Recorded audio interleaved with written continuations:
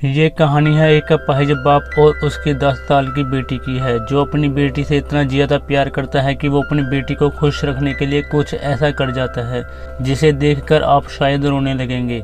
इस मूवी की कहानी बहुत ही ज़्यादा प्यारी है, इसलिए पूरी वीडियो जरूर देखें। तो मूवी की शुरुआत में हमें 2004 का समय दिखाया जाता है, जहाँ पर हम एक यंग लड़की को देखते हैं जिसकी आज शादी होने वाली है। उसी समय वो न्यूज में सुनती है कि अब टर्की में मौत की सजा पर पाबंदी लगा दी गई है और आखिरकार टर्की में किसी इंसान को 1988 में फांसी दी गई थी। ये सब सुनकर ये लड़की एक बॉक्स निकालती है और इस बॉक्स को ओपन करते ही वो पहुंच जाती है 1983 में, जहां पर वो सिर्फ 10 साल की थी। इस लड़की का नाम ओवा होता है और ओवा बहुत ही होशियार और काबिल बच्ची है। वो हमेशा अपनी क्लास में फर्स्ट आती है और अब स्कूल खत्म होने के बाद उसके डैड उसे लेने आते हैं, जिनका नाम मिमो होता है। मिमो को देखकर स्कूल के सारे बच्चे उनका मजाक उड़ाया करते थे, क्योंकि मिमो की दिमागी हालत ठीक नहीं है और अपने डैड पर सबको हंसता हुआ देखकर ओवा को बहुत ही बुरा लगता है। उसकी स्कूल की टीचर सभी बच्चों को हंसने से मना तो करती है, लेकिन उनकी बात एक कान से सुनकर दूसरे कान से निकाल देते हैं, क्योंकि वो सभी बच्चे होते हैं। इसलिए टीचर के बार बार डांटने पर भी बच्चे मिमो पर हंसते हैं। इसके बाद ओवा अपने डैड के साथ घर पर जा रही होती है, तो उसे रास्ते में एक लाल कलर का बैग दिखता है जो कि उसे बहुत ही पसंद आता है। वो अपने डैड मेमो से कहती है कि डैड, मुझे वो लाल रंग का बैग खरीद कर दो, वो बहुत सुंदर है। लेकिन मेमो के पास इतने पैसे नहीं थे कि वो इस बैग को खरीद सके। दुकानदार मेमो को जानता था, इसलिए वो उसे बोलता है कि तुम बैग ले जाओ और आधे पैसे बाद में दे देना। लेकिन मेमो ऐसा नहीं करता, क्योंकि वो अपनी बेटी के लिए जो खरीदता है उसके लिए हमेशा पूरे पैसे दे देता है। अब मेमो दुकानदार से कहता है कि तुम इसे बैग को संभाल कर रखना, मैं दोबारा से लेने आऊंगा। इसके बाद सीन शिफ्ट होता है और हम एक फातिमा को देखते हैं, जो कि मेमो की माँ है और ओवा की दादी। ओवा अपनी दादी से पूछती है कि मेरे डैड ऐसे क्यों हैं, मेरे स्कूल के बच्चे उन्हें पागल कहकर क्यों बुलाते हैं। दादी बोलती है कि अगर तुम्हारे डैड को कोई ऐसा कहे तो तुम उसे मेरे पास लेकर आना, और अगर वो मेरे पास आने से मना करे तो तुम उसे बोलना कि मेरे डैड पागल नहीं है, वो एक अच्छे इंसान हैं। इसके बाद ओवा दादी से पूछती है कि उसके डैड सबसे अलग क्यों हैं। तब उसकी दादी कहती है कि वो किसी से अलग नहीं है, वो भी सबकी तरह हैं, बस उनका दिमाग तुम्हारी उम्र का है। और यह सुनकर ओवा बहुत ही खुश हो जाती है, क्योंकि हमेशा से अपनी माँ के जाने के बाद उसे एक ऐसा साथी चाहिए था जिसके साथ वो खेल सके, उसके साथ मस्ती कर सके, जो कि मेमो हमेशा उसके साथ किया करता था। इसके बाद दिखाया जाता है कि अब कुछ दिन बाद सिटी में नेशनल परेड होने वाली थी और मेमो ओवा के लिए वो बैग किसी भी तरह से खरीदना चाहता है, क्योंकि वो अपनी बेटी के चेहरे पर हमेशा खुशी देखना चाहता है। इसलिए वो कुछ सेब खरीदता है और परेड में ले जाता है, ताकि वो इन सेब को बेचकर कुछ पैसे कमा सके। और उसके ये सेब बहुत सारे लोग खरीदते भी हैं। और तभी उसे परेड में ओवा दिखती है, जिसे देखकर मेमो उसे इशारा करता है और बताता है कि उसके पास अब पैसे हो गए हैं और अब वो उसके लिए बैग खरीदने जा सकते हैं। अब इसी बीच में हम एक सैनिक को देखते हैं जो कि भागता हुआ जंगल में जा रहा है। ये कौन है आपको आगे पता चलेगा। अब इसके बाद हमें एक सेडा नाम की लड़की को दिखाया जाता है, जो कि ओवा की ही क्लासमेट होती है। सेडा देखती है कि ओवा उस बैग को लेने वाली है, इसीलिए वो अपने डैड को पहले से ही बोलकर उस बैग को खरीद लेती है। सेडा के डैड आर्मी में जनरल होते हैं, जिस वजह से उनके पास अच्छे खासे पैसे होते हैं। अब मेमो जब उस बैग को खरीदने के लिए वापस उस दुकान में जाता है, तो उसे पता चलता है कि उस जनरल ने उस बैग को पहले से ही खरीद लिया है और जनरल से रिक्वेस्ट करता है कि वो उसे बैग वापस दे दे। वो जनरल के पैरों तक गिर जाता है, साथ में उन्हें पूरे पैसे भी दे देता है ताकि जनरल उसे बैग वापस दे दे। लेकिन सेडा के डैड, जो कि जनरल हैं, वो उसे थप्पड़ मारकर नीचे जमीन पर गिरा देते हैं। और यह देखकर ओवा भागते हुए अपने डैड के पास आती है और उन्हें गले से लगा लेती है। और अब वो मेमो को लेकर वापस घर जाती है। ओवा को इस बात का जरा भी दुख नहीं था कि वो उस बैग को नहीं खरीद पाए, बल्कि उसे सबसे ज्यादा इस बात का बुरा लग रहा था कि उसके डैड को किसी ने मारा है। वो रोते हुए अपने कमरे में चली जाती है और उसे देखकर मेमो भी रोने लगता है। अब ये देखकर फातिमा उसे गले से लगा लेती है और बोलती है, बेटा तुम्हारा दिल बहुत साफ है और इसमें तुम्हारी कोई गलती नहीं है। इसके बाद दिखाया जाता है कि शहर के कुछ रईस लोग अपने परिवार के साथ एक जगह पर पार्टी कर रहे होते हैं, लेकिन मेमो भी अपने बकरियों को चराते हुए पहुंच जाता है।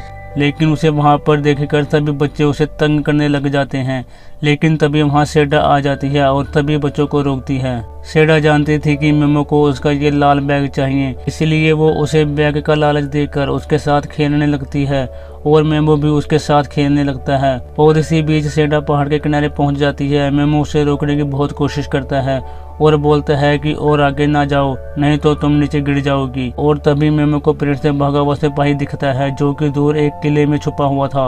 अब वो कुछ समझ पाता कि तभी सेडा का पैर फिसल जाता है और वह पानी में गिर जाती है। मेमो उसे बचाने के लिए तुरंत ही पानी में छलांग लगाता है।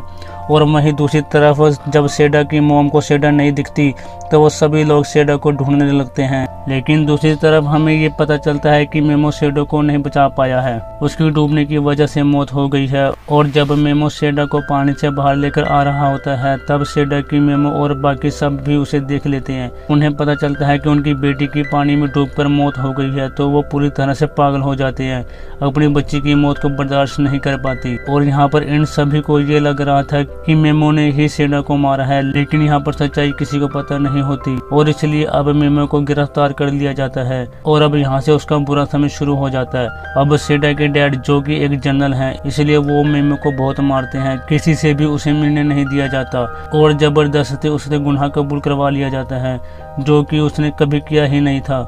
यह सब जनरल करवा रहे थे क्योंकि वो बस मेमो को फांसी पर लटकाना चाहते थे। इसके बाद दिखाया जाता है कि पूरी रात ऐसे ही बीत जाती है और फातिमा और ओबा दोनों जेल के बाहर मेमो से मिलने की रिक्वेस्ट करते हैं, लेकिन उनकी बात कोई नहीं सुनता और ऐसे ही बैठे बैठे सुबह हो जाती है।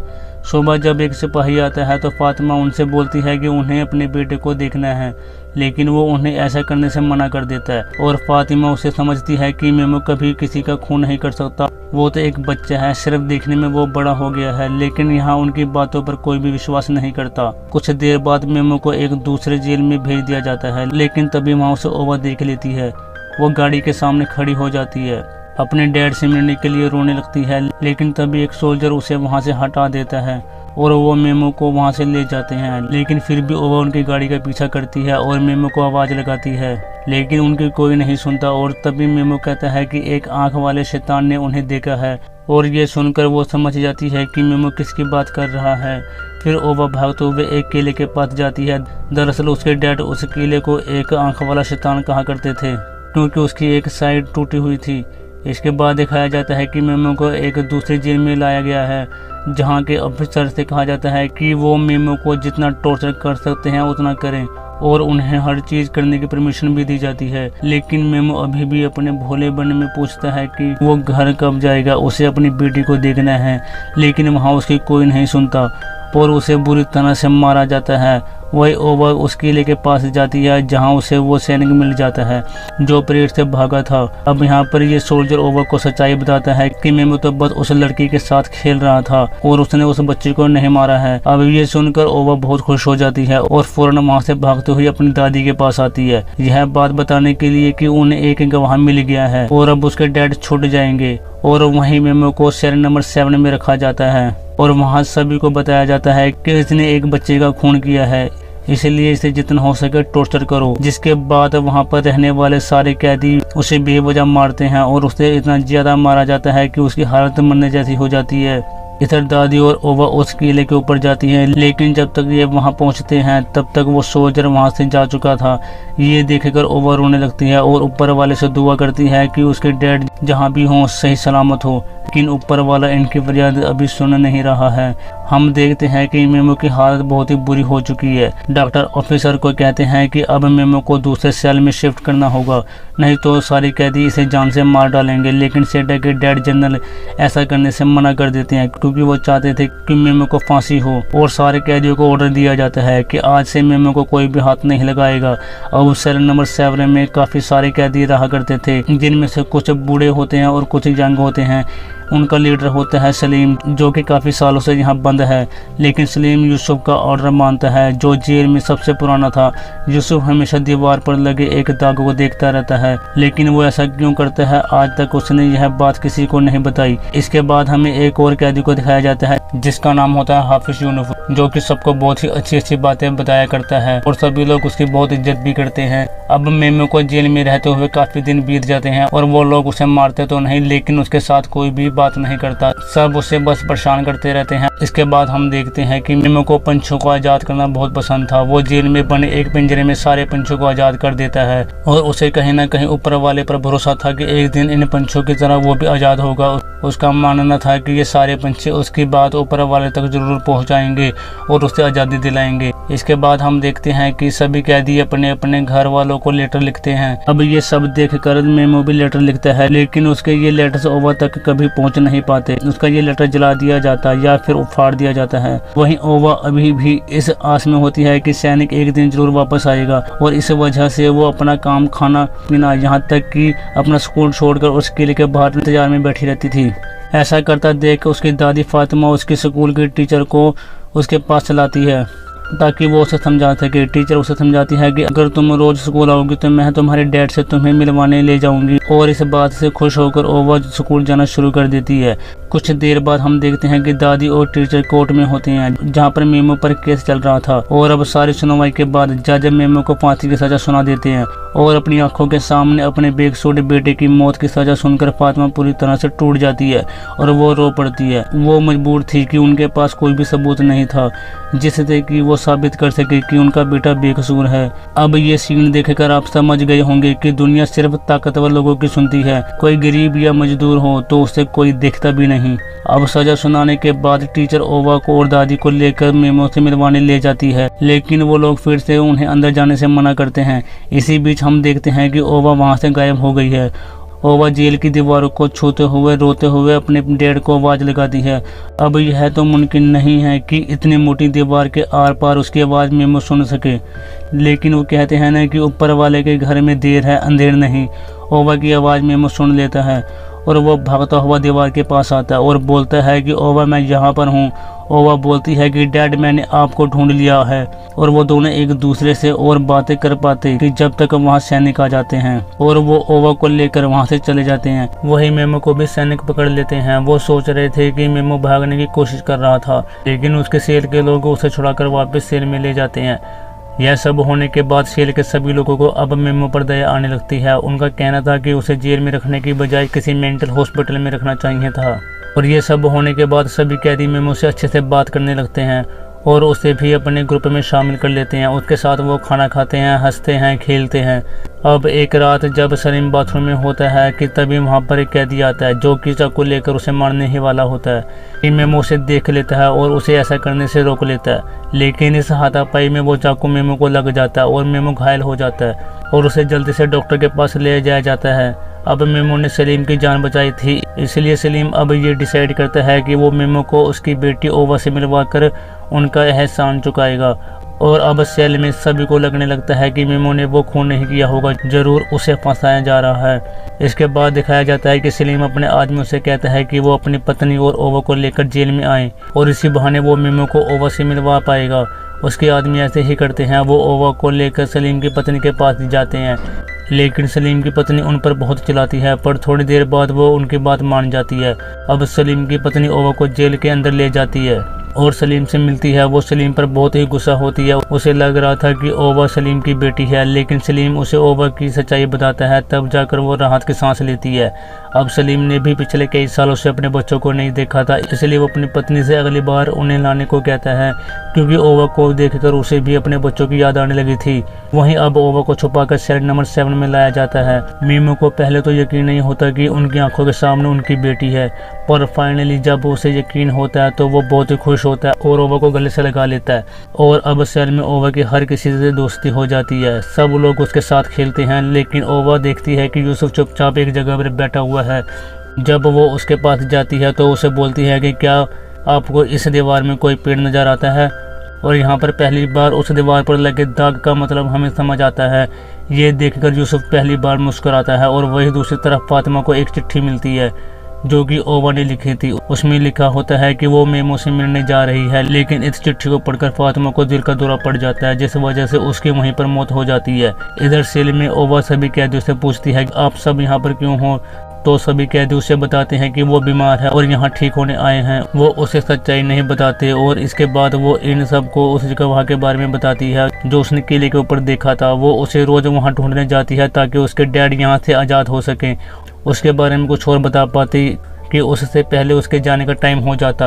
लेकिन तभी वहाँ के ऑफिसर को भी पता चल जाता है कि ओवा यहाँ पर आई हुई है। वो उसे देखने सेल में आ जाता है, लेकिन सब लोग ओवा को छिपा लेते हैं। लेकिन मेमो अपनी मासूमियत में सच्चाई बता देता है और यह जानकर वो ऑफिसर सब पर बहुत चिल्लाता है। लेकिन जाते जाते सलीम उस ऑफिसर को बताता है कि एक गवाह है जो मेमो को बेगुनाह साबित कर सकता है। वो एक किले के ऊपर है, लेकिन ऑफिसर उसकी बातों पर यकीन नहीं करता और वो ओवा को लेकर अपने ऑफिसर में आ जाता है। वहाँ पर उसे गवाह के बारे में पूछता है और उसे सारी सच्चाई बता देती है, जिसके बाद दिखाया जाता है कि ऑफिसर ओवा को घर तक छोड़ने जाता है। लेकिन घर पहुंचने पर ओवा को बहुत बड़ा झटका लगता है। उसकी दादी अब इस दुनिया में नहीं रही और एक उसकी दादी ही थी जो उसका एक सहारा थी, पर अब वो भी इस दुनिया से जा चुकी है। वो बिल्कुल अकेली पड़ चुकी है। इसके बाद ऑफिसर सच जानने के लिए उस किले पर जाता है। वो सोचता है कि क्या सच में कोई गवाह है या फिर नहीं। तभी उसे पत्थरों के पीछे एक गन मिलती है, जिसे देखकर उसे यकीन हो जाता है कि ओवा सच बोल रही थी। इसके बाद वो उसी बंदूक को लेकर जेल के हेड फारूक के पास जाता है और उसे सच सामने लाने को कहते हैं। लेकिन फारूक उसे बताता है कि सेडा के डैड आर्मी में जनरल हैं और उनके खिलाफ कोई भी नहीं जा सकता। लेकिन वो ऑफिसर एक अच्छा इंसान होता है, वो दिल का काफी साफ होता है। वो उसे बोलता है कि मैं सच को सामने लाकर रहूंगा चाहे कुछ भी हो जाए। और इधर अब मेमो सारे लोगों के साथ काफी अच्छे से घुल मिल चुका था। और वहीं यूसुफ जब भी मेमो और ओवा को देखता है तो उसे ओवा में उसकी बेटी की परछाई दिखती है। अब यहाँ पर इस दीवार का राज खुलता है और हमें पता चलता है कि कुछ सालों पहले यूसुफ ने अपनी बेटी को एक पेड़ के नीचे दफनाया था और उसे उस दीवार के दाग में वो पेड़ दिखा करता था और वो हमेशा के लिए इस पेड़ में ही खो चुका था। इसके बाद दिखाया जाता है कि सेल में आज सभी कैदियों की फैमिली उनसे दोबारा से मिलने आती है, जिसमें आज सलीम की पत्नी और उसके बच्चे भी आए थे। अब इतने सालों बाद अपने बच्चों को देखकर सलीम बहुत ही खुश हो जाता है। उसने अभी तक जितने भी दिन मेमो के साथ बिताए थे उसमें उसे अपनी फैमिली की कदर का पता चल चुका था। इसी वजह से वो अपनी पत्नी से बोलता है कि जिस दिन वो जेल से बाहर आएगा वो सभी कहीं दूर जाकर अच्छे से रहेंगे। और वो ये भी कहता है कि यहाँ से निकलने के बाद कोई भी गलत काम नहीं करेगा। ये सुनकर उसकी पत्नी बहुत ही खुश हो जाती है। अब इसके बाद हम टीचर को देखते हैं जो ऑफिसर के पास आई थी। उसके साथ ओवा भी आई थी। ऑफिसर ओवा को मेमो से मिलने की इजाज़त दे देते हैं। यहाँ टीचर देखती है कि जेल में अब मेमो को फांसी देने की तैयारी शुरू होने लगी है, जिसे देखकर वो बहुत ही दुखी हो जाती है। वहीं ओवा जो सेल में सारे लोगों के साथ हंसी मजाक कर रही होती है, उसकी बातें सुनकर सभी के चेहरे पर खुशी आ जाती है। लेकिन जब ओवा फातिमा के बारे में बताती है कि उसकी दादी दुनिया में नहीं रही तो पूरे सेल में सन्नाटा छा जाता है। मेमो अपनी माँ के बारे में जानकर बिल्कुल शौक हो जाता है और एक कोने में जाकर तेज तेज से रोने लगता है और यह एक बहुत ही दर्द भरा सीन होता है। और वहीं दूसरी तरफ हमें पता चलता है कि जिस गवाह की तलाश सभी लोग कर रहे थे वो उन्हें मिल चुका है। उसने यह भी बता दिया है कि मेमो बेकसूर है। यह बात सुनकर सब लोग बहुत ही खुश हो जाते हैं।